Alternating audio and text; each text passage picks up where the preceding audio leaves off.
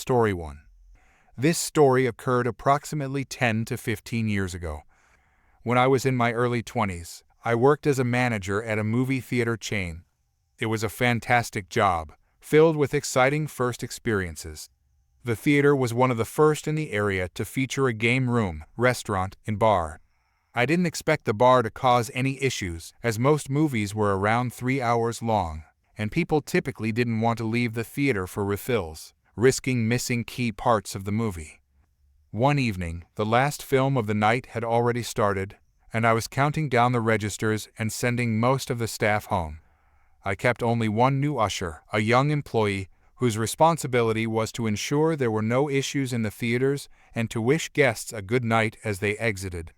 I was wrapping up the drawer counts and completing the final paperwork when the other manager requested to leave early. Since the night was almost over, I didn't see any reason to keep two managers on duty. Not long after the other manager left, I received a call in the office. I was needed at the concession stand because some guest wanted to speak with me. When I came out from behind the counters, I saw the usher, Joel, standing with two elderly women. "Sir," one of the women began, "we'd like to make a complaint. There's a man in our theater who is yelling at his wife. He appears intoxicated, and we're concerned he might become aggressive." They further explained that they had asked their husbands to intervene, but they hadn't been able to help. I assured them I would handle it, and the women returned to their theater. I told Joel to accompany me as I went into the theater. I stayed out of sight, listening from the hallway to verify what the women had described. It didn't take long to hear the loud voice of a man angrily scolding a woman over spilled popcorn and making additional disparaging comments. I then stepped into the theater and spotted the man. He looked straight at me, making no effort to conceal his displeasure, and muttered, "What does this guy want?" I walked up the stairs and politely asked the man to keep his voice down for the rest of the movie. He retorted, "I'll do as I please." His response made me step back, and I nearly slipped on the floor littered with beer cups. I glanced up at the husbands nearby, who looked worried. Then I turned back to the man. "I'm going to have to ask you to leave," I said firmly. "You're disturbing the experience for others." He stood up, and I realized I now had to look up at him. The usher, looking uneasy, offered no support. The man declared, "I'm not going anywhere." Suddenly, an elderly woman behind us shouted, "He's the manager, do as he says." I responded, "Sir, you need to leave now." He replied, "You'll have to make me." I answered, "If that's what it takes." The man set down his drink, rolled up his sleeves, and before he could advance, I quickly insisted, "Not here, outside, please." I walked past the usher, signaling him to call the police, and the man followed me out of the theater, visibly angry. We reached the exit, and as the man pushed through the door, I followed closely and shut the door behind him, which locked automatically. It took him a moment to realize he was locked outside. His face turned red with rage, and he pounded on the glass, hitting it hard enough to crack it. Fortunately, the theater was near a police station, so help arrived quickly. With genuine relief, I watched as the police arrived and placed the man in handcuffs. I spoke briefly with the officers, handed over the video footage showing him leaving the theater and walking outside, and then waited for the movie to end to inform his wife. Surprisingly, she was unconcerned about him being taken to jail, commenting that he deserved a night there before leaving for her car. The elderly women thanked me and also left. I returned to the office, completed my paperwork, left a note for the morning managers to review the video, locked up, and headed home, feeling a small sense of accomplishment. Story 2. Years ago, my daughter did karate. We enrolled her in one of those meat grinder youth karate schools where you had to buy a karate gi, sparring chops, a bow staff, and of course sign a full-year contract. Every season, the school would put on a tournament at the local high school where the different age brackets would compete with other schools and the students would spar and perform their belts kata. There were specific rules the kids had to follow for the kata competition. They were told to approach the ring, taped off square on the floor of the gym, stop, bow, request permission of the judges to perform their kata, enter the ring, bow again to the judges, perform their kata, bow again, back out of the ring, etc. I don't remember the exact sequence as this was over 15 years ago, but you get the drill. There were a lot of steps involved. My daughter, 8 years old, was a stickler for details. She practiced her kata for days on end and memorized the instructions from her sensei. She performed her kata and followed all the steps and was extremely respectful. Admittedly, her kata wasn't perfect. Her gi didn't snap on every punch, but she did a great job in my biased eyes. Other kids let their exuberance or nervousness show. Many ran into the ring without bowing, forgot to ask permission, turned around and ran out without bowing, and other respect infractions. At the end of her age group's performance, they lined the kids up, about 20 kids in her group, and handed out third, second, and first place trophies. Surprisingly enough, my daughter won first place. Enter stage left, entitled Mom. In the bleachers near where we were sitting was the mom of one of the kids who didn't place. She loudly exclaimed that it was nonsense that her little Timmy didn't win, because his kata was perfect, and that his gi snapped on every punch, unlike that girl who won. She got a lot of incredulous stares and didn't get the affirmation she thought she deserved. After the tournament was over, the parents were allowed to go down and take pictures with their kids and hobnob with the referees, senseis, and judges. Entitled Mom made a beeline for the judges' table and began berating them for their decision, and demanded that they take the first place trophy away from my daughter and give it to her son because his gi snapped very loudly. When they explained the respect aspect, she threw a fit and demanded to speak to the tournament organizer. He was our karate school owner, a grizzled, old, ex-Vietnam vet who trained Chuck Norris. Okay, I made that last part up. Let's just say he didn't put up with her nonsense and told her in no uncertain terms he was not going to change the results. She didn't like this at all, and in front of everyone she turned to us about 15 feet away taking pictures and yelled that we needed to give our daughter's trophy to her son to make things right, and that our daughter's kata was bad and that she didn't deserve to win. The repercussions for her were immediate. The karate school owner had her thrown out of the gym, and she was banned from all future tournaments. She was also banned from coming into the dojo for karate lessons and was told she had to wait in her car or find someone else to bring her son. To his credit, he never took it out on Timmy, who actually seemed relieved that his mom got banned and acted extremely embarrassed over his mother's antics.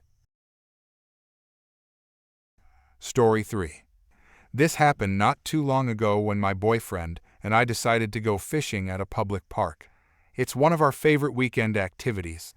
There aren't many lakes in our area, so we often head to this specific park, which is known for having plenty of catfish.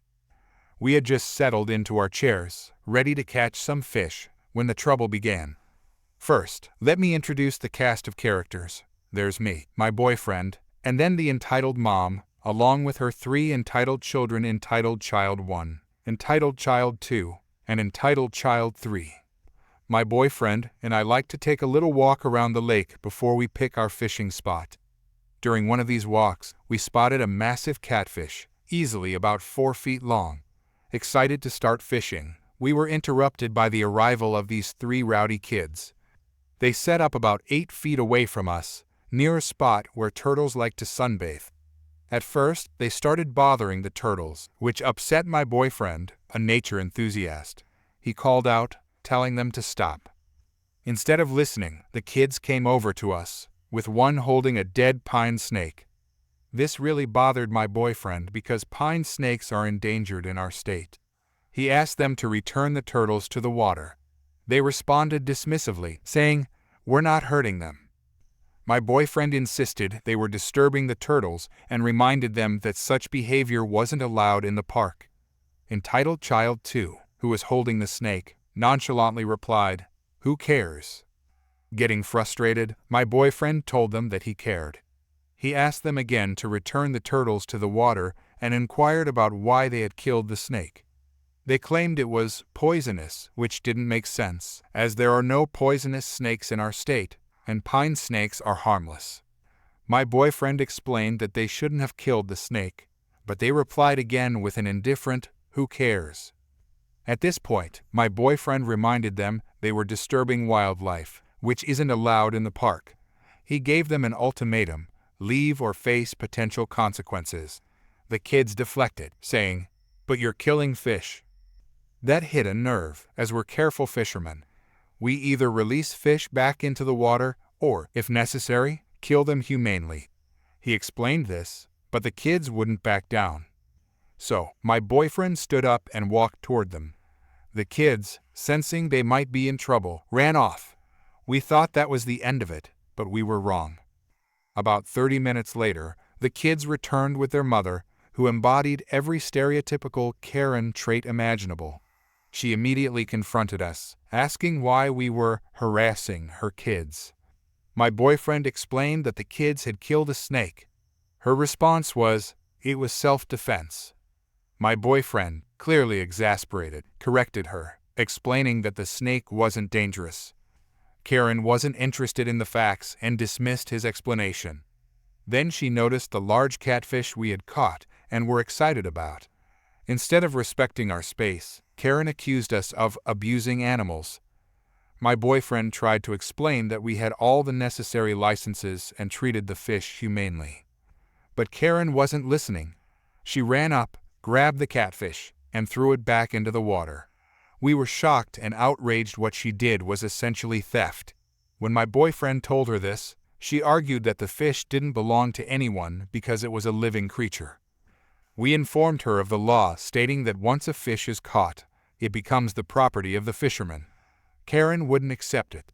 She started yelling that fishing should be illegal. Then, she did something even more outrageous. She ran into the water, splashed around, and yelled, "No more fishing." This was clear harassment, and my boyfriend called her out on it. However, Karen accused us of being the real criminals. My boyfriend had had enough. He informed her that she had committed 2 offenses and that he was going to perform a citizen's arrest and call the police, as was legal in our state. Realizing how serious things had become, Karen, now visibly panicked, reached into her purse, pulled out a can of pepper spray, and sprayed it into my boyfriend's face. I couldn't just stand by, so I ran after her. She dashed to her car with her kids in tow, but we managed to keep her there until the police arrived. When the officers arrived, they took Karen away in handcuffs. We went to the station with them to press charges. Since we couldn't leave the kids alone, we stayed with them until their father arrived to take them home. Karen, on the other hand, wasn't going to be heading home anytime soon. Story 4. About 4 years ago, I attended a summer camp at my local swimming pool, a camp my parents had signed me up for. The camp was one of those that hands out a certificate to show you can swim, but it also included various other activities. Our camp counselor, whom we'll call Hulk, was a large, strong, and unfortunately unpleasant individual. Another key character is my friend and fellow camper, whom I'll call Ezekiel. Hulk was a problem from the start. He ignored the kids unless they interrupted his time reading online. When that happened, he would yell and intimidate, and I'm fairly certain the other counselors avoided confronting him because of his abrasive reputation. Ezekiel and I became friends, bonding over our shared annoyance with a minor troublemaker who isn't relevant to this story, while overlooking the real menace in front of us, Hulk.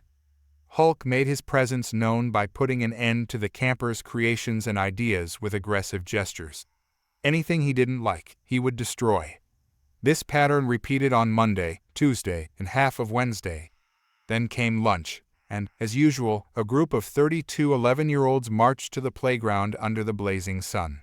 That's when Hulk singled out Ezekiel, and chaos unfolded.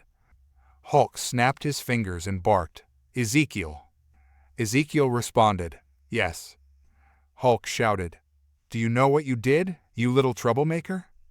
Taken aback, Ezekiel stammered, Hulk, now yelling in Ezekiel's face, demanded, "Do you troublemaker? You didn't walk in a straight, single-file line."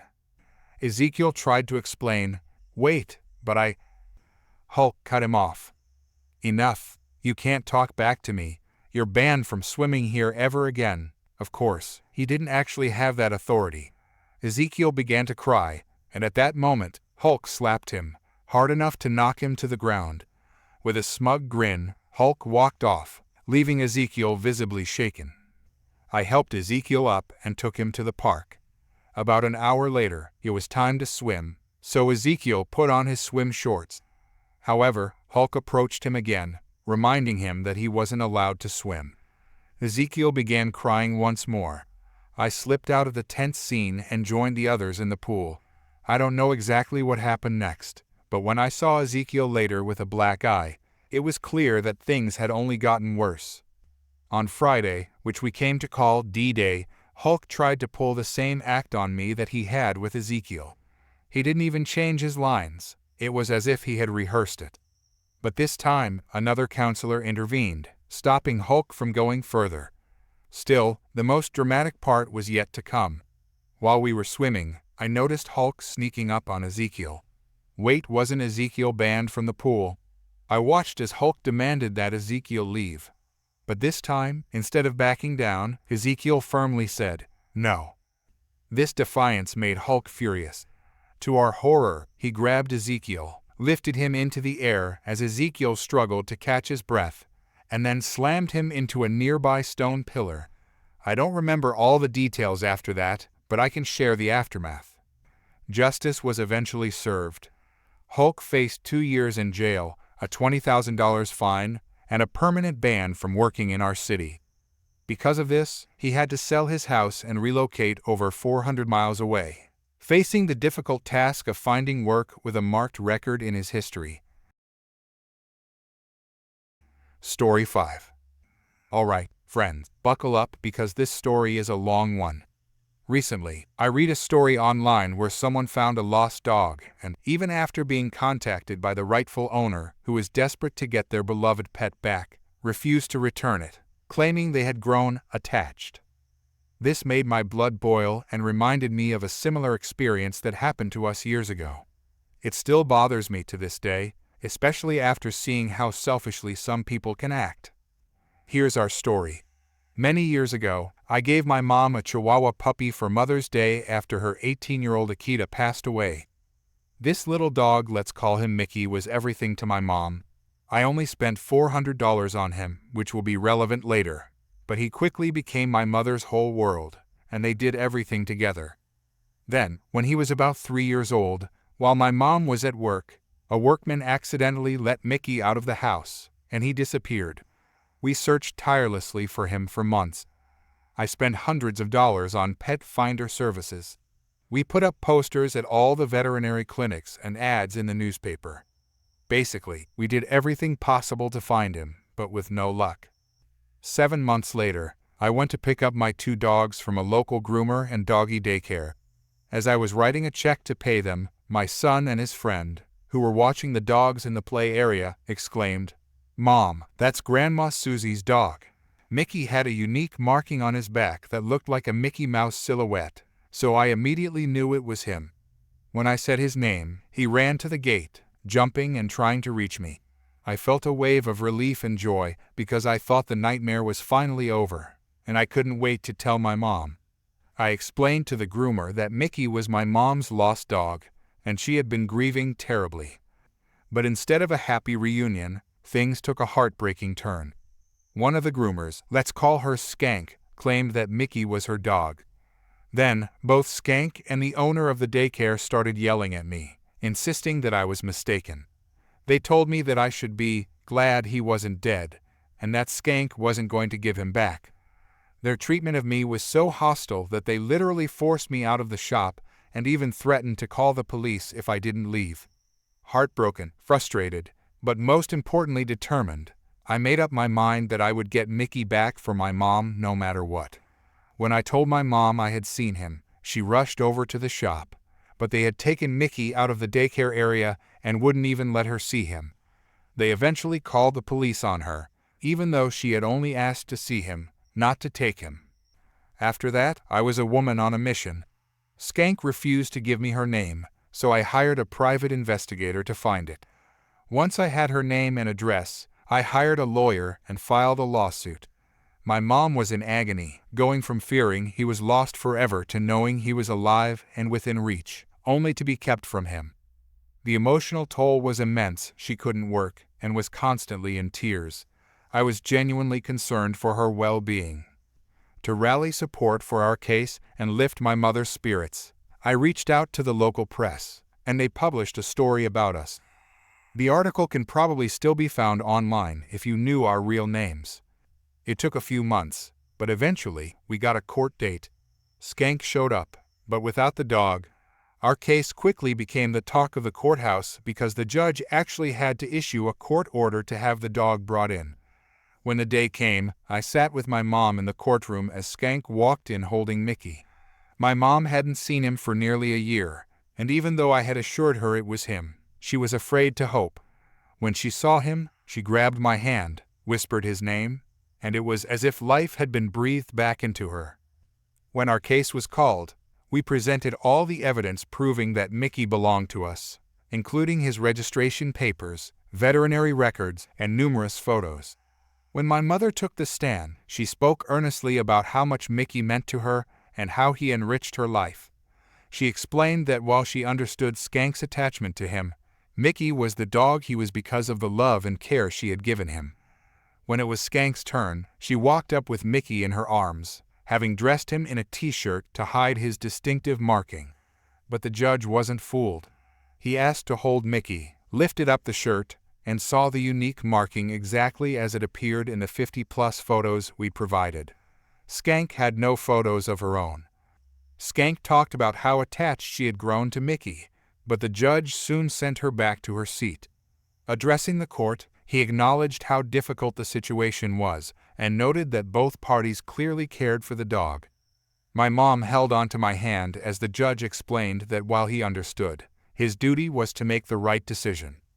Then, in his calm Southern accent, he declared, "I'm giving the dog back to the plaintiff."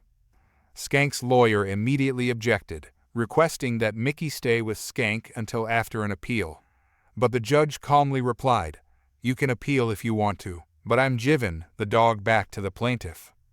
My mom and I broke into tears of relief as Skank glared at us.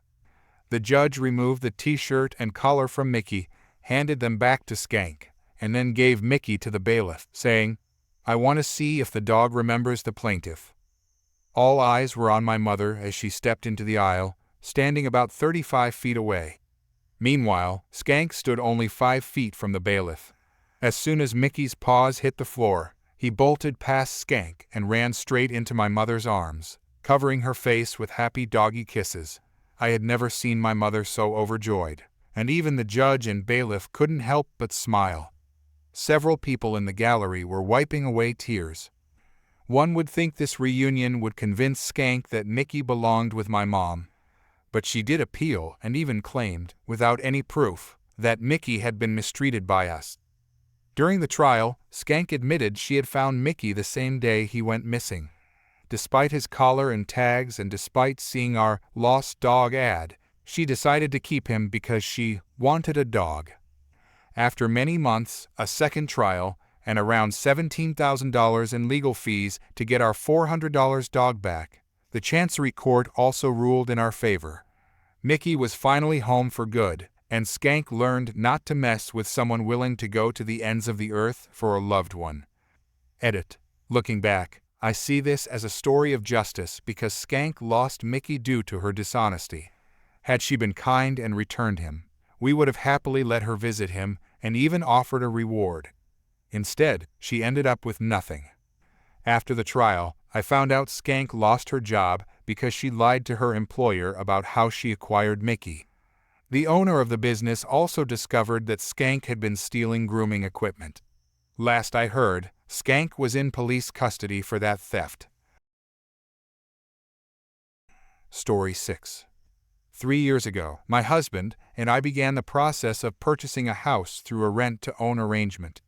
The owner, a young woman, wanted to rent it out for a year before selling it, which suited us well, as it allowed us to save up for the down payment due to the low rent. We had everything lined up, with my brother-in-law agreeing to co-sign on the loan, and we signed a contract, believing we were all set. But this wouldn't be a pro-revenge story if things went smoothly. About 6 months into the contract, the owner suddenly requested a down payment. This struck us as odd, as down payments are typically made to the bank. We declined. Then she said she needed money to help cover her mother's shoulder surgery and offered to deduct it from the total payment. Given her previous request, we were cautious and declined again. We decided to wait the full 12 months so we could be in a position to buy the house without needing my brother-in-law. Next, she claimed she needed funds for her father's stroke recovery. At this point, we sensed things weren't going well, so we started looking at other houses. We found one just 2 houses down that was larger, prettier, and $10,000 cheaper despite being 10 years older. I loved its 3 charming nooks in the kitchen, dining room, and living room.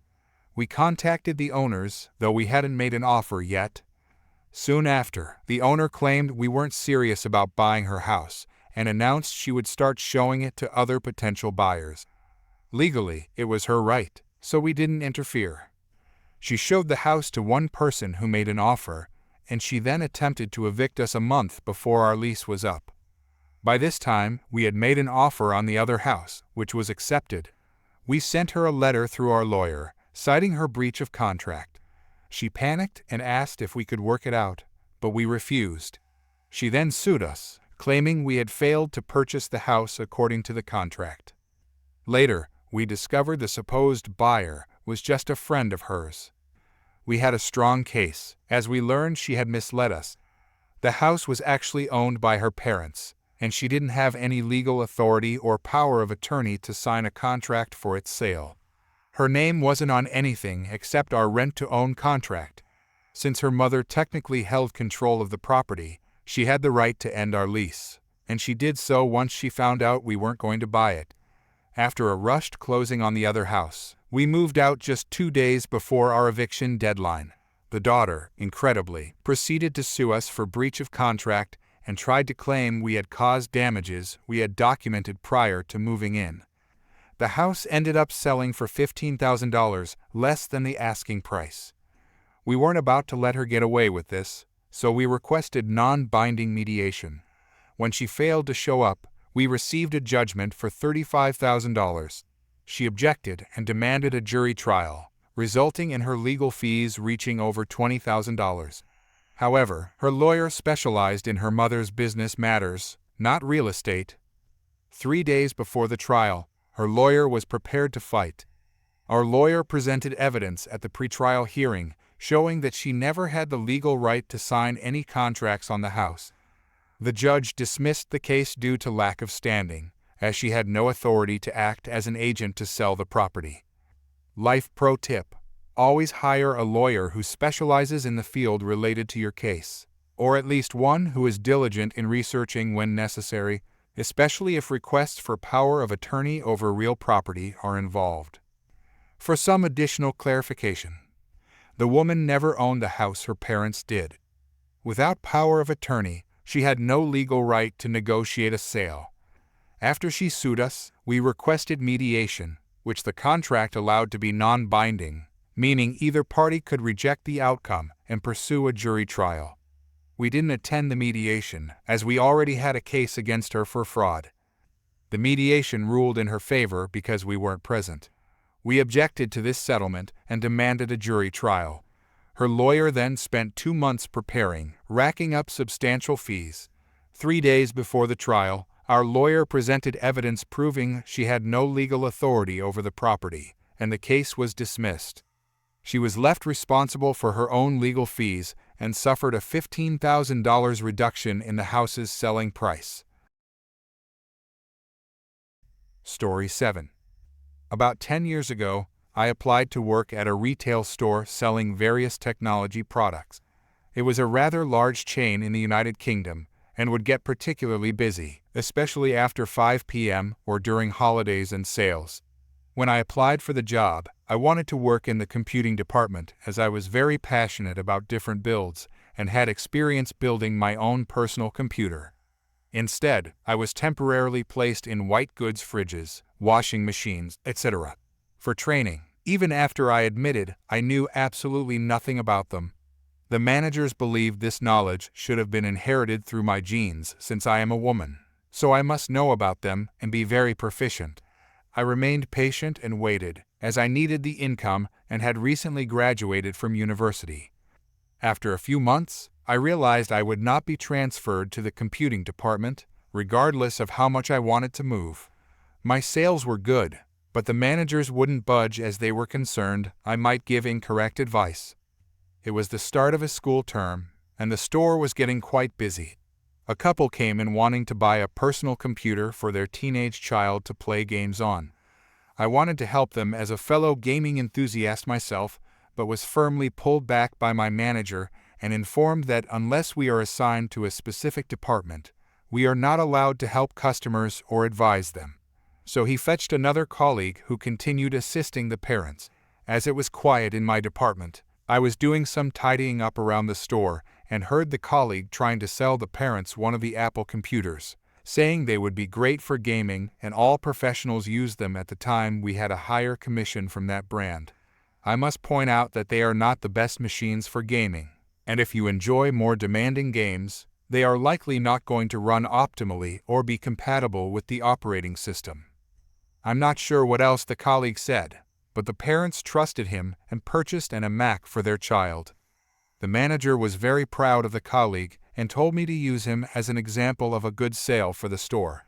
I informed him I could have exceeded that sale and the customer would likely return, but was told again not to enter the computing department.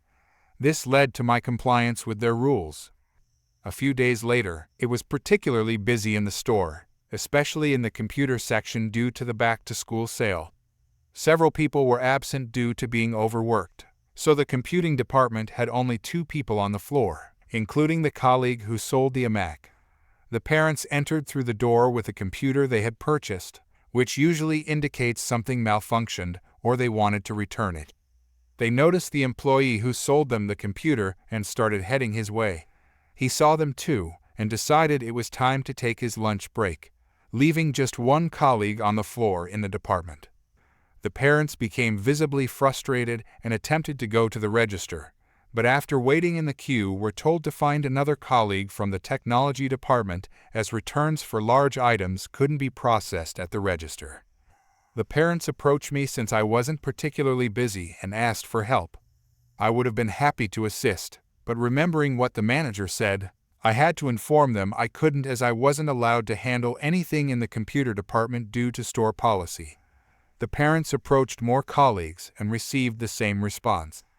Naturally, they became increasingly frustrated, as did other customers who wanted to make purchases, but couldn't since only computing department staff were authorized to sell computer-related items.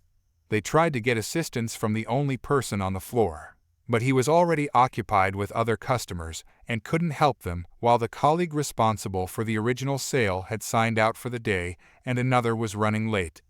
Within about 20 minutes, there was a substantial queue by the registers of frustrated customers demanding to speak with management. The employee at the register had no choice but to fetch the store manager and floor managers due to the number of dissatisfied customers. They attempted to redirect the responsibility to us, other store colleagues, but I mentioned the other manager's instruction about not handling anything in the technology department or helping customers as we weren't authorized. And since it was company policy and we hadn't received the training, we had to comply. This naturally made customers even more frustrated and feel their time was wasted, resulting in a disturbance by the registers and further delays for other customers.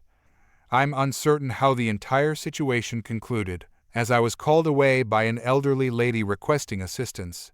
But that day we received numerous complaints on various websites about the policy and store staff refusing to help as it is not their department.